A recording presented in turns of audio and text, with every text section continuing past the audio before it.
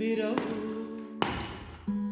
su serpip tenine, İçsem seni yudum yudum. Kirpinin tek bir teline yine ve yeniden aşık olurum.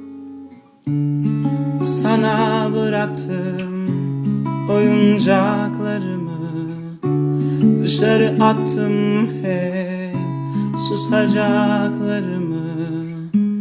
Bir daha sevsem yalan, yalan, yalan. Durmaz gider aklım sende kalan. Yalan, yalan, yalan. Kimse seni anlatamam. Şimdi senden uzakta durmak mı gerekir? Adımlarım kaldırımda birikir. Güneş yakan saçlarına bakıp kurak kalbimde sesini işitir. Şimdi senden uzakta durmak mı gerekir? Adımlarım kaldırımda birikir. Güneş yakan saçlarına bakıp kurak kalbimde sesini işitir. Dikilirken gözün önünde aksam sana oluk oluk.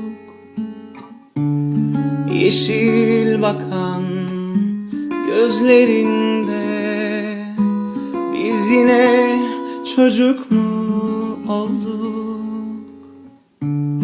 Sana bıraktım oyuncaklarımı, dışarı attım hep susacaklarımı. Bir daha sevmem yalan, yalan, yalan. Durmaz gider aklım sende kalan. Yalan, yalan, yalan.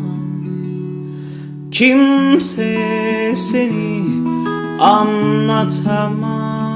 Şimdi senden uzakta durmak mı gerekir? Adımlarım kaldırımda birikir.